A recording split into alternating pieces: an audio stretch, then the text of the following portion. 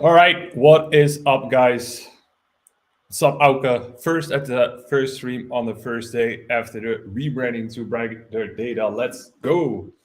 Nice, man. Hello, Elena. Good to see you here. All right, guys. Please let me know if you can hear me. First of all, let me see if I have the right mic settings. Yeah, seems to be fine on my end. Hopefully, no sound issues this time.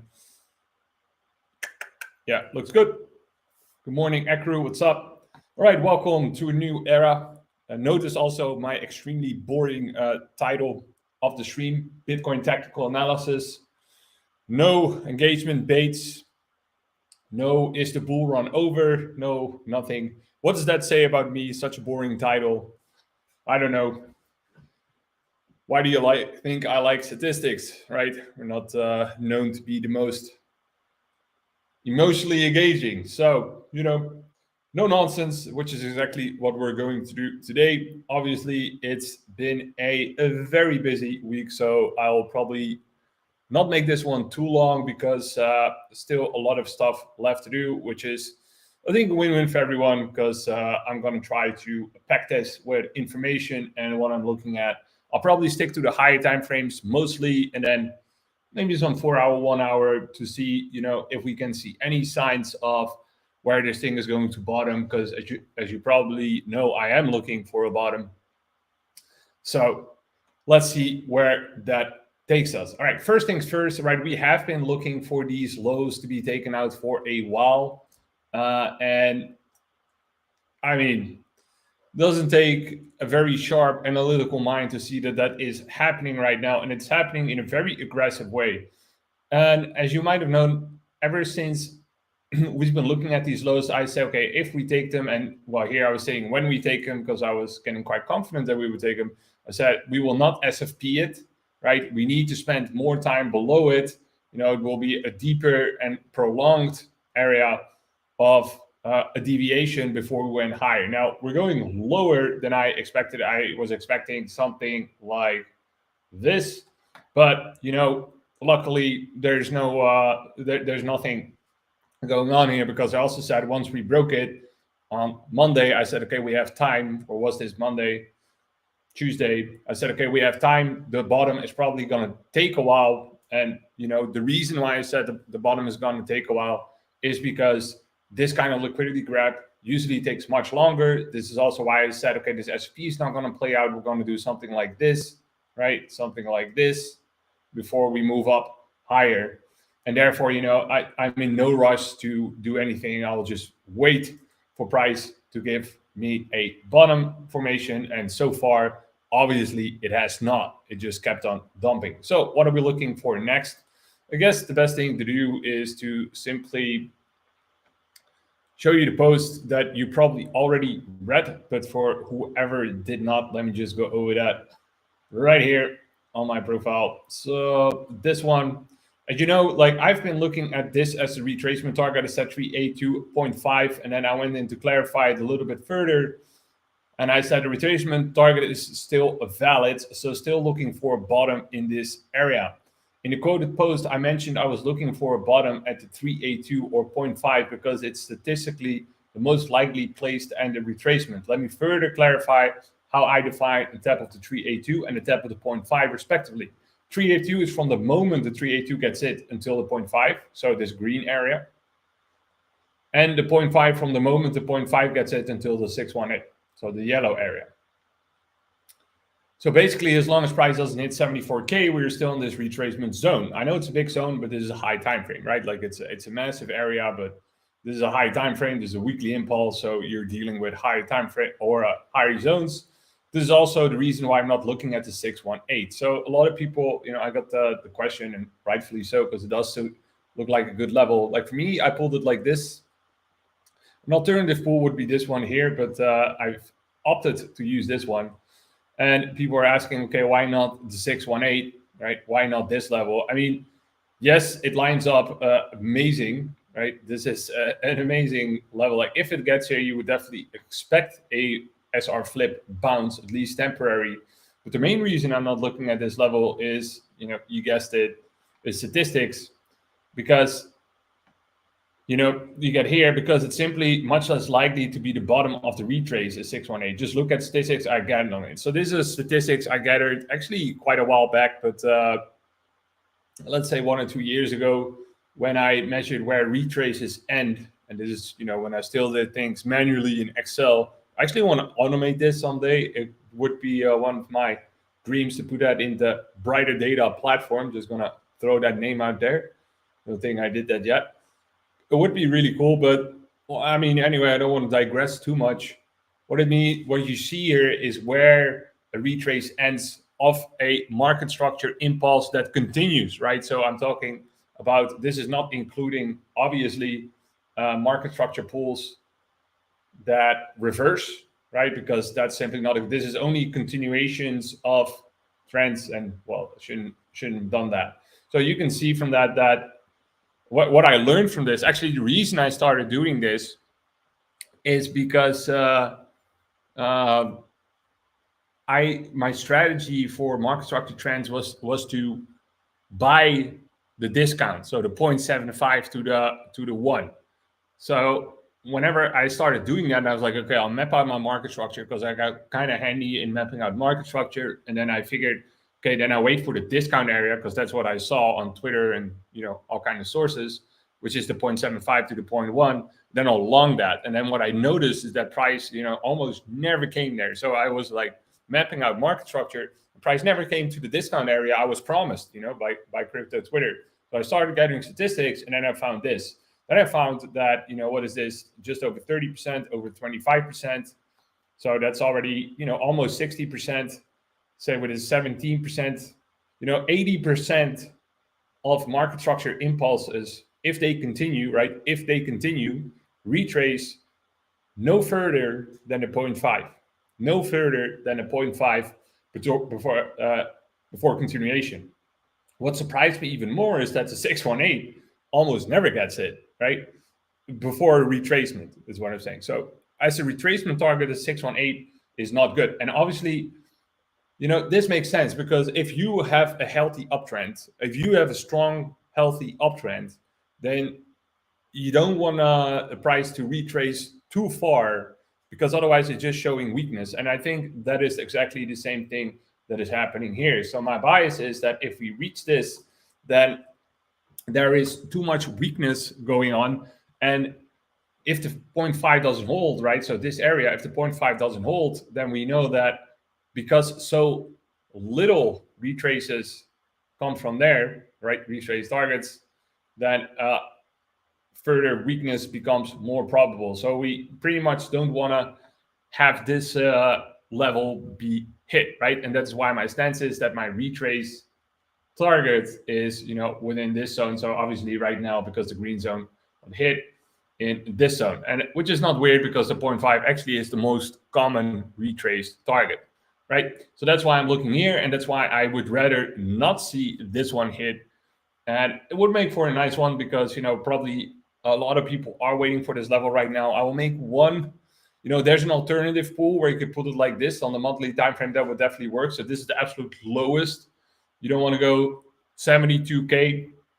It's the absolute lowest, but I'm just gonna go for this one for now. But 74, 72K is the absolute lowest you would want to see that go. If it does get there, is a bounce unthinkable? No, but it is showing, more weakness than what you would like to see for a healthy uptrend. And when I'm talking about a healthy uptrend, obviously I am talking about following uptrend. This one. This uptrend right here. Right? So now we're in the retrace stage, and the question is, where is the bottom going to be? And my answer is close to here. All right. So what's up, Gifted Man and IA? Do you know, when at the start, I obviously thought you were you were an AI. When you first started commenting, I was like, hey, an AI. But then at some point I realized you were an AI. Good to see you, man. What's up, HFT? You still cannot hide your true colors from me. Hope you're well, buddy. Not spending too much time in planes. All right, so this is my retracement target. So right now I am looking for a low to be put in here. And, this is a nice time to pull out our new dashboard, the brighter data dashboard. There we go, new slick interface, new logo. There's some changes, some simplification steps that have been added already, but we're gonna see some more changes pretty soon. As you said, as already mentioned, the brighter data rebranding is just the first step. Obviously, it's not just gonna keep with a new name. We actually wanna change a lot of features, which we definitely will do. Okay, but first of all, I want to go into the distance statistics for the week. Crypto Raver, what's up, brother? So the next leg up is alt season, you reckon? I mean, I do not dare to say it. Alt season for me, like my stance is still the same on alt season. As you know, I have been saying, okay, around mid-February is where I'll be looking for reversal. However, one of the posts I've been saying, however, if a trend is like this, I'm not gonna hold my breath for it. I'm just gonna assume that the trend will keep on going like this, just higher highs, higher lows, higher highs, higher lows. Like I always say, the trader who bets on a continuation of the trend will be wrong ones, and the trader who bets on the reversal of the trend will be right ones. So for me, I'm just gonna assume that alt season is not going to come until it actually comes, right? And I'm saying that as an evil there. But it just makes more sense to do that, right? Until you actually see some really sharp signs of reversal. And so far, we haven't had it, right? The trend is your friend until the end. And so far, the trend is saying up, up, up, up on Bitcoin dominance. So that's unfortunately my stance on Bitcoin dominance and alt season. And now I want to go into what I wanted to discuss, which is, okay, the current week. So the current week is like absolutely brutal, obviously. Let me get this one off my chart. The current week is brutal. How brutal is it? Well, we can see it here that in the last 6 years, 14.6% of weeks have seen such a big displacement of negative 19.1%, which is what we have now. So a negative 19% displacement or more, right? So that's really not a lot. That means that we are in a very improbable week in terms of negative displacement. And that also means that, the good news is that the week is getting exhausted. I don't know if you guys have ever read my post about big bullish candles and big bearish candles. Anyway, my rule is always very simple. If I see a big bearish candle, I become short-term bullish, right? Because much more often than not, these things get filled, right? These things get filled at least to some degree. Now, I've made a post about that, proving that with statistics, proving that with previous price data, but I'm not going to try to look that up now because it will take too much of both your and my time trying to find that. But anyway, so if I see this, my immediate reaction is, okay, time to start looking for a reversal there, because statistically that is simply more likely. However, it has been a long time since we had a reversal like this or a big downtrend like this. I actually looked up the last times we had such a big move down. So the last, I have them here. So everything marked in red, a red vertical line, is basically where we had such a big move down on the weekly, everything in the red. So we can see that the last time this happened was actually 560 days ago, which is a really, really long time. And that shows just how bullish this entire bull run so far has been. We've barely seen any super crazy retracements. And the reason for that, or at least, not like this drastic, and the reason for that is that we've mostly seen time-based capitulations, right? So sideways ranges. We had a very long sideways range here. We had a very long sideways range here. This one lasted a year.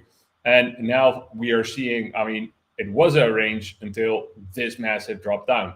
And that's why we haven't seen it for this long. And, like I said, this is all the bearish weeks that we've had. I don't think you can say, like, here you could say, okay, well, that led to a bottom. Here, that led to a bottom, yes, but it really depends on the context, right? Because this is during a bull run. Here, for example, it didn't lead. Oftentimes it led to significant retracements here, except for these ones.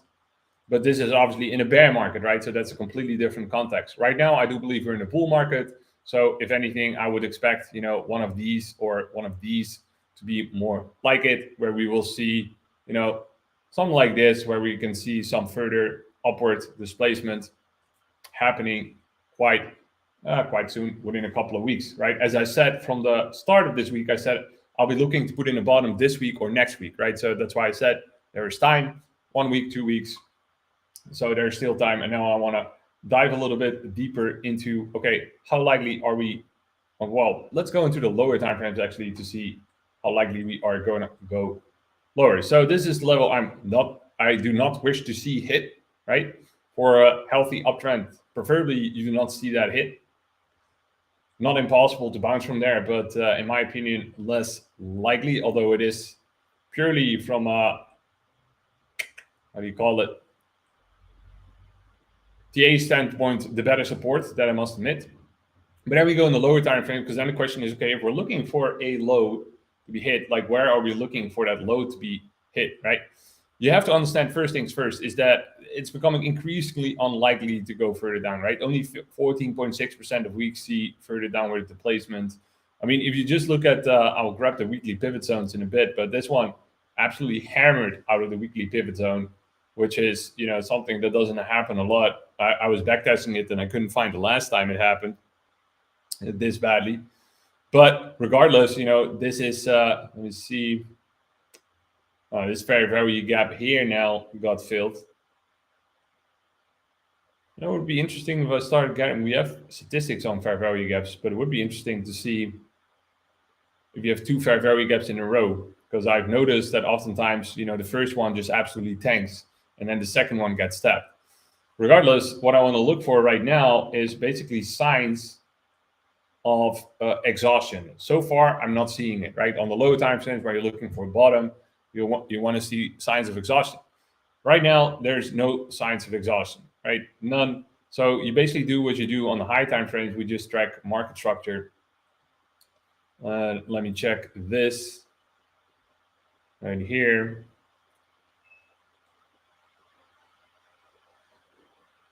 I mean, it looks like we're going to bounce soon, at least a temporary bounce. I'm not saying that it has to be a V bounce, because if you look at structure, then here, I mean, looking for this low right now. So this is the structure on the, say, the 4 hour.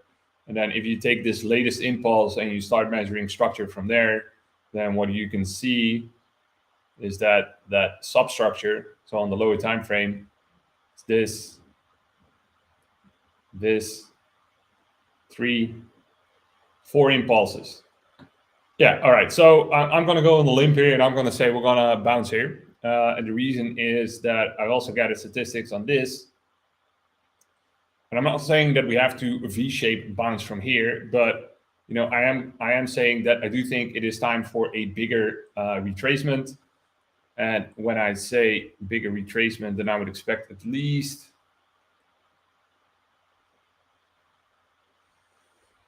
$86K, right? 86K, somewhere in this area where you would expect this retrace now, the bounce to go to. Could happen like this, could happen like this. And the reason is because we now have 4 sub impulses in this bigger impulse. And I've, in my backtesting, very, very, very rarely seen it go past 4 child impulses in a bigger impulse. So, if the black one is the bigger impulse, the 4 hour negative, bearish impulse, then that consists of a 15-minute bearish trend. And usually that is 3-4 component parts. So 3-4 impulses on the 15-minute time frame until we hit that higher time frame impulses bottom. So, and right now you can see this is already a confirmed bottom on the 15-minute, which means that it will probably turn into a confirmed impulse low on the 4 hour, which means that we need to retrace to probably at least 86K. So, at least for the short while, it seems there is hope. There seems to be a bounce incoming towards 86K. So that's my first observation. Would that mean I would YOLO long here? No, that would not mean I would YOLO long here, because you're still locally here in this downtrend, right? The first important. I mean, this is the first important high, but preferably you would take this one. This one's more significant, right? So 86K right now is the level we would want to breach. So then we go a little bit further into statistics on the daily. Like we keep drilling down, we go back into the dashboard, we go to Bitcoin on the daily time frame. All right, and there you see we have heavy exhaustion, right? Heavy exhaustion. Only like this was actually a crazy day. Only 6%. We have a negative 7.9% displacement on the day, and only 6% of bearish days see a negative displacement that far or lower.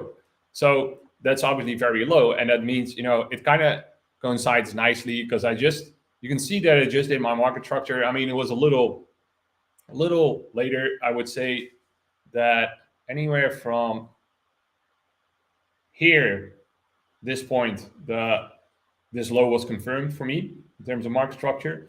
And then you go into some statistics and you see that these are my previous statistics. Only 6% of days see further downside than this, right? So you're already in a very, very low probability area, which means that further downside is getting less and less likely. And this is actually an important point for those of you who use the dashboard. I reckon that right now, if I go to the summary page and I select let me just select Bitcoin, just to see what stats are saying for Bitcoin, because I think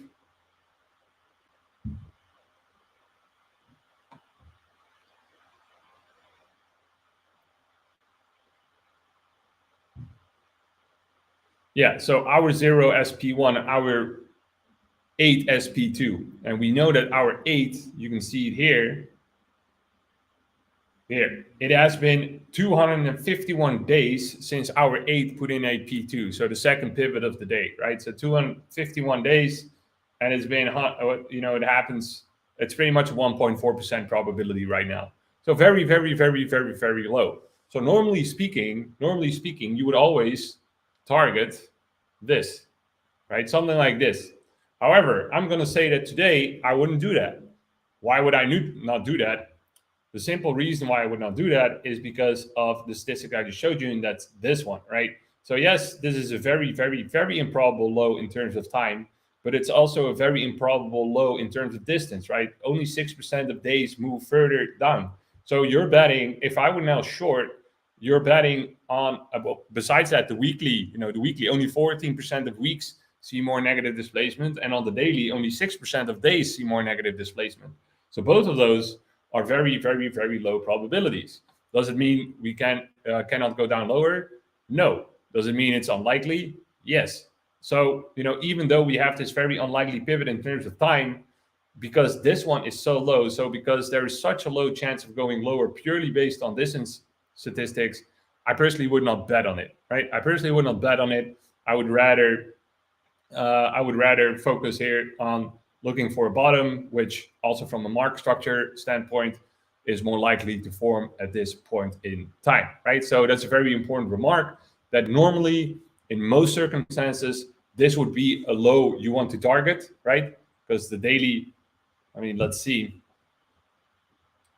right here, we can get a more holistic view.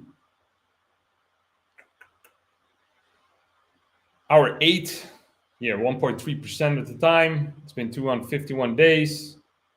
You can just see how shitty of a pivot it is. In general, just London putting in a pivot is a very low probability. Very low probability. So if you check this one, London, only 5.8% of days put in a P2 during the London session. Fuck, that's actually crazy. Almost all of the P2s are in New York in post session, right? So that makes this an even lower probability pivot, right? Very low probability, 5%. 5% chance of this holding like this. However, once again, I would like to stress that we're already in the realm of the improbable, right? That's what I'm trying to say. Because we know that only 6% of days make it this far down, right? So we're already in the realm of the improbable. So therefore, if you're already in the realm of the improbable, other improbable events also become more likely, which is why I would not focus or bet on this low breaking. And then, you apply your TA to it, the market structure I mapped out earlier that says that most likely we're going to bounce here to at least, 86K and take it, we'll see from there. It would be, if we manage to reclaim 86K, then I would expect a nice reversal back up. Basically, you can apply the same theory as I did with the retracement on the high time frame, which is that if we break 89K, 0.5 is very important. If you make it to 91K, then that's the low of the range. But if you make that, then you have a high chance of crawling further back up. So you can have a retracement here, but then further back up, because it's simply unlikely to do a retrace from there, followed by continuation, right? This is unlikely. So now we're looking for higher. What's up, Hori? How you doing, bro? Everyone check out Hori TA, man, Horace. I don't know if you're on that YouTube channel, but his TA is awesome. He called a lot of stuff really good, like the EBTC ratio. Great stuff. Joaquin, what's up, man? Been a while. Jam, dude. Good to see you here. What's up, SD? All right. So we continue. So we're indeed having that little bounce now. As you know, we're looking for that 86K to be hit. Seems likely. And as you know, probably by now, is that, yes, I'm still looking for a bottom. Yes, I'm still calm. I'm not freaking out. I actually think this is good, because retracements come in two ways, right? They're either price-based capitulation or time-based capitulation. And we've had time-based capitulation all the time during this bull run. And right now we have a price-based capitulation event. At least that's my opinion, that we're having price-based capitulation. So the thing is here, these ones, they are the ones that are ripping the Band-Aid off, right? This is ripping the Band-Aid off, and it's faster, it's more thorough, there's more panic, but there's less suffering, right? Because suffering is prolonged pain, and that's what we had here. This is suffering, right? On the long range, people have way too much time to, make a lot of mistakes, go crazy. And, this is alternative, right? So either you have like a very quick retrace, which often lead to a faster reversal, right? So the bad news is, yes, it hurts much more psychologically if you're not used to that. But the good news is that means that if you're still in a bullish uptrend, right? So that's the big if you're still in a bullish uptrend, but I believe we're in a bullish uptrend, and I believe we will see further continuation. I do not believe the top is in. Then you would much rather see a fast retrace like we have right now, because that means you will see a quick continuation, right? The alternative is time-based capitulation, which is this, where we would, nobody wants another 1 year range, right? So if we have to have this retracement done, then please let it be fast, let it be like this, and fine with me. All right, so let's finally, because as you know, I will keep this one a bit shorter. So we are once again seeing this retrace now of this impulse. Basically, we are confirming this. So this is multi-time frame market structure, right? If we're confirming this now as the low, as the impulse low, this one right here. So in my opinion, this is confirmed, as I just mentioned. Why? It would be too soon, normally speaking, to confirm this, just looking at this. But if I look at the lower time frame market structure, this one, then it is time, like this trend right here is exhausted. This one, the lower time frame trend is exhausted. I just explained why. Go back to the video. I don't want to say things too much. And therefore, it just makes sense to put in the bottom here, and therefore we're looking for up. So right now, what we can do is we can just simply give it some time and wait for a bottoming to form there. I mean, it either V-shapes, or what is more likely is that, you would do something like this, something like that, if we form a bottom, right? Or something like this, a range, anything, right? Those variations are much more likely than simply this, although, that's what a lot of people would want. But unfortunately, that is just not in reality how things often go. All right, so let's see then finally what the session is currently doing. All right, and for that, I'm going to go to the pivot zones, pivot zone inputs. So if you didn't see yet, use a new indicator. Did I actually already?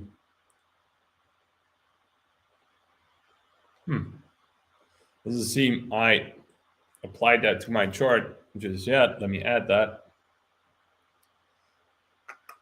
I'm just going to give the advice that everyone should get the new pivot zone indicator script on, but I haven't done so myself yet. So let me do that right now. Add favorites. All right, there it is. Reload.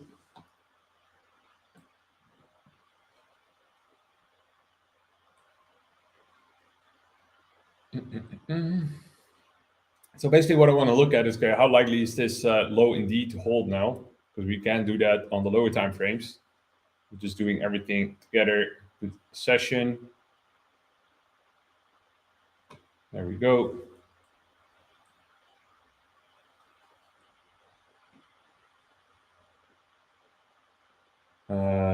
That's not the right indicator. I can leave it on though. Pivot zones, this one, there we go. Daily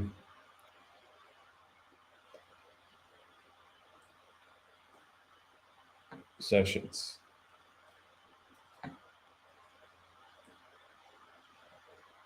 Yeah, all right, so this is what I was looking for.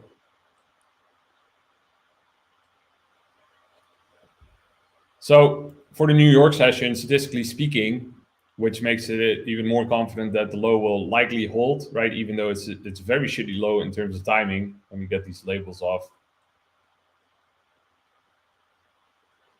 Because we have the P1 of the New York session now right here, and P2 right here. And you have an 80% chance to put in New York P1 in here. And right now we're leaving this area already, right? So that makes it even less likely to do this. The obvious exception is obviously that, when you're in a downtrend, this happens more often. I do believe it happened yesterday as well. But, I do believe this is because of the structure we just saw and the other statistics, daily distance statistics, the weekly distance statistics. At some point, even the biggest downtrend needs a bounce. I do think we're here now, so that makes it less likely that we're going to do this. Just statistically, it is just less likely. It can happen in a strong downtrend, obviously, but statistically less likely. So it does seem that even this one is safe. This low right here should be safe for the day. Interesting thing, actually. Let me show you that. This is probably going to show a ton of exhausted bears.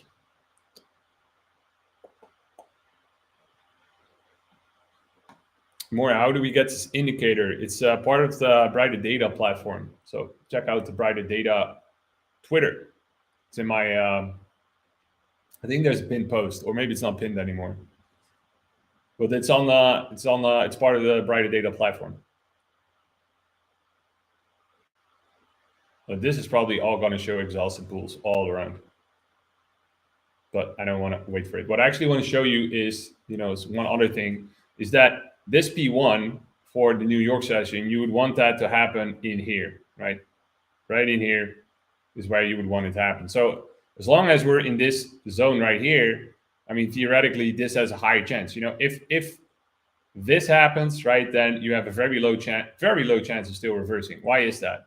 Because if you go to the session, this is the New York session, and the highs and lows that were put in, you can see that 40% of the time we put in P1 at hour 12, 23% of the time we put in our session P1, the New York session P1 at hour 13. This is times in UTC, and this 14. You add these up, 40%, 65%, just a little bit less, 63.5%, 83.8% of the time, more or less 83% of the time, you put in the session P1 during the New York session P1 during the first 3 hours. So that is here, right? So you want to put the session P1 within the first 3 hours. So if price reverts from here, and right now, if you do this, session P1 zones often act as resistance, then it's still possible, right? I personally think it's less likely because of what we've seen. I mean, we can do this trick that we've been doing everywhere on every time frame. So we just go on the session. statistics, and we see that right now, only 10%, this is saying that only 10% of sessions would do this. Only 10% of sessions would do this from moving this far up towards the downside, right? Only 10% of sessions would actually see such a move where we would move, how much is it? 1.5% away from the session open towards the upside, and then crash back down to take out the lows and hold it like that. So another piece of confluence that higher seems likely for now, right? Higher seems likely, which is, everything is just pointing towards higher for me personally. But, a very interesting point just in general, if you want to take anything away, if you're trading the New York session, and the first pivot of the New York session, you have an 83% chance of that happening in the first 3 hours of that session. First 3 hours, right? So this is the area you want to be looking at for that. All right. So that's basically my views for Bitcoin. So I think I have handled pretty much everything. I've handled the higher time frames up to the lower time frames, all the way towards the sessions. And let me see if I missed anything. I think I did not. All right, so let me just very quickly recap it, and then I'm gonna cut off the stream to keep things nice and short and digestible for everyone. And then I can go back to the rebranding of Brighter Data, which still requires a lot of work. But, long story short, yes, I'm still looking for a low to be put in. No, I don't believe that the bull run is over. I am looking for a low to be put in. And once look back at the video, I'm just recapping, but if you want to see the full explanation, the low to be put in anywhere before the 618, preferably, right? Depending on how you pull it, that's either, 74 or at the lowest 72K, but I'm going to go for this one for now. So I prefer not to see this reach, because my whole thesis is based on that this is a retracement on the higher time frame uptrend of the weekly uptrend, and therefore it makes more sense, statistically speaking, to put in a low. This is actually the highest probability area just before the 618. Before that gets hit, then after, this is just statistically less likely, and it would indicate further weakness. So this is the area I am personally looking at. Also, let's actually do that. If I get the weekly time frame out, just to get one final thing out, let me just get the last, 60 zones or something. So I enable backtesting for it. The main thesis is this, like, we're looking for the retracement, statistically most likely to put in here. So therefore, I am looking for this, for a low to be put in here on the lower time frames. And this I think is important. On the lower time frames, this particular impulse seems exhausted, which means that we need to at least go for a retrace, and that retrace would lead us to, statistically speaking, at least 86K. So that's an important level I'm looking at right now. So right now, kind of expecting a bounce to 86K. Doesn't have to be V-shape, right? Oops. Doesn't have to be V-shape. Does have to be this. Could be this. But, I do think it's become statistically more likely to get there. Also because the daily statistics are indicating that there's only 6% of days see further downside, and only 13% of weeks see further downside, right? Here, 14.6 to be exact. So all in all, looking for a temporary bottom, not saying that's going to be the bottom, but looking for a temporary bottom and looking for a high time frame bottom. And the high time frame bottom has confluence with, there we go, just need to get some backtesting pivot zones. The pivot zones, so if I just draw P2 zones, and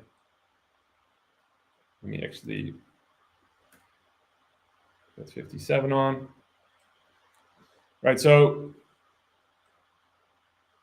a little less. There we go. So price has significantly left the P2 zone right now, and this only happens in 20% of the weeks, right? There's more or less a 20% 20% chance that price will leave the P2 zone towards the downside or towards the upside, right? That's just because of terms of displacement. And most of the time when it happens, it leads to a big reversal. The only times it does not or one of the few times that it doesn't lead to a significant reversal is during a impulse stage like this, which is, for example, here, no reversal, here, no reversal, right? But so this is the only one of the few times that it doesn't happen. For example, here you see a reversal. Here you see a reversal. See it last time. Here, reversal. Here, reversal. Here, smaller reversal. Still a reversal though. And then here, once again, it didn't happen because here you're once again in that impulse, right? The thing we're looking for right now is another impulse, right? That's what I'm looking for at least. So the only way this would, I mean, I'm not saying the only way, but given that this is not an extended impulse down that goes like this, right?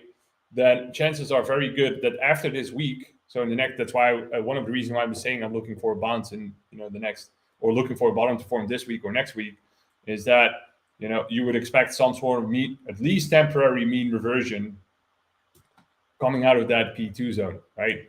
And it's actually been a while since it left the P2 zone this much. It's quite a deviation. But so that's one more reason why I'm looking at this. And like this happens in all time frames. It's actually some cool statistics I saw from JTP. Also, that guy has crazy indicators. So this, for example, is on Pep on the daily, and this happens, and it's especially true for mean reversion markets, right? So for ranging markets, which is why it doesn't work, obviously, in impulsive stages, because it's not a mean reversion market. This is obviously not a very much a mean reversion stage. It's why, would be more cautious. But what JTP trade said, and, check his indicators are crazy. So he was testing out the new historical pivot zones, and he said over 50 iterations, 70% had success rate of making a 5% move after deviating from the P2 zone. So this is on the daily, not on the weekly, but it happens in all time frames. Most notably, deviations put in the Asia session had a 90% hit rate. That's actually crazy. So that's actually something I want to look in more. But from what I've seen on the weekly, this is more or less the same metric. I will do some more back testing on it, but I would say it's more or less the same metric. And also, once again, this is, most notably deviation put in the Asia session. So when it happens soon, they're in a pivot zone, then chances are higher of a reversal. And that's exactly the thing that is happening now. It's put in very soon in the week, that deviation. So all in all, still looking for that bottom to be put in somewhere around here, but not going to stress things. At the same time, I think we need to form a local bottom here, have some bounce towards 86K, and we'll take things from there, see how things are developing. A V-shaped reversal would be, as always, the least likely play. So I wouldn't hold your breath for that one.